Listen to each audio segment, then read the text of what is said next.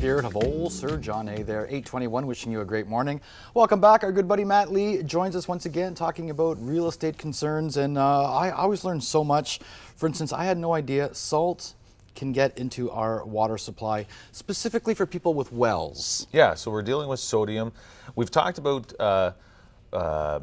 quantity of water and that you need a certain amount for a mortgage, but now we're going to talk about individual quality. When somebody is there and you're buying a house with a well, they're doing a flow test.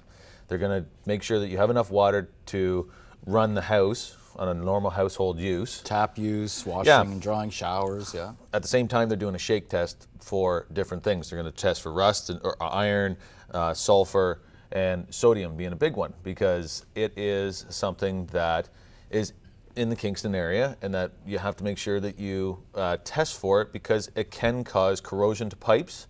It could hurt your eyes when you're actually showering. It's like salt getting in your eyes when you're showering, depending on the severity of it. So what they test is parts per million. So if there's 400 or 500 parts per million, that's kind of a lower range. If you get above 1,000 parts per million, that is a higher range, and you can actually taste it in the water. So yeah, if your residency is part of a well system and you're tasting salt, you got to call someone.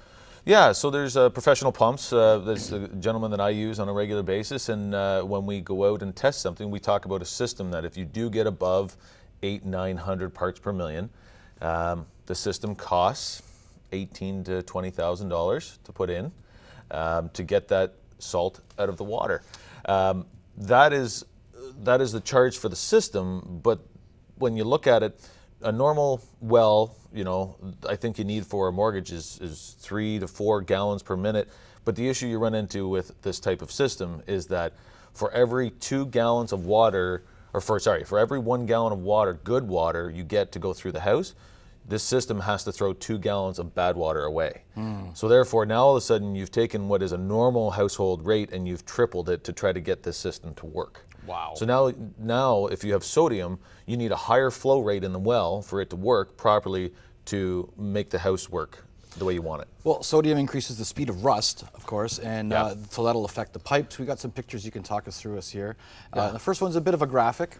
Yeah, so basically what we're looking at here is that, if you put air and water, you put a nail in a tube of water, it is going to create rust of some sort. At the far right, it's showing a diagram that if you put air, water, and salt, it's going to basically speed that process up dramatically. And this is the result here. And this is what we're running into. Now this is, I wanted to show this one because this shows you probably, older homes. The top pipe is actually a galvanized pipe connecting into a copper. This is a corrosion that could happen, basically, that the salt has eaten through a pipe, which, depending on how much it is, you could get into this. If you see this in your basement around the hot water tank, nothing says that it's actually a leak from the walls. This could actually be a leak from your hot water tank, because what happens is that the salt gets into a tank and corrodes the tank. Those are not really that thick of walls. If you really think about it, and if there's a dimple or a dent on the inside of the tank somewhere, and all of a sudden there's enough salt that gets and sits there, it will eat through the tank and create that water on the floor. If it's a rental tank, I would probably call Reliance or City of Kingston in to have a look at the tank to see if it's actually leaking. And if it is, then you're going to need to change it out. What's the time frame like? Are we looking at where salt could eat through a pipe, like with the corrosion we saw, or it can eat through the bottom of a hot water heater? Yeah, so if you were at a high salt rate, if you're 1,200, 1,500 parts per million, it could be, from my understanding, what the professionals are saying is it could be 3 years, could be 4 years. You're looking at corrosions of joints. It could be, that length of time. I would say more the joints than the actual hot water tank. The hot water tank doesn't usually have the joints like that, so it might take a little bit longer. But I think that, if it's a high rate, you want to make sure that you get the systems in place. With a lower parts per million, there is other systems that do not cost as much. But you want to talk to the professionals about this. There's a couple different people in town that you can call. or call me and I can make sure that you get connected with the right person. But you want to kind of go through the different avenues of what you can do to fix it.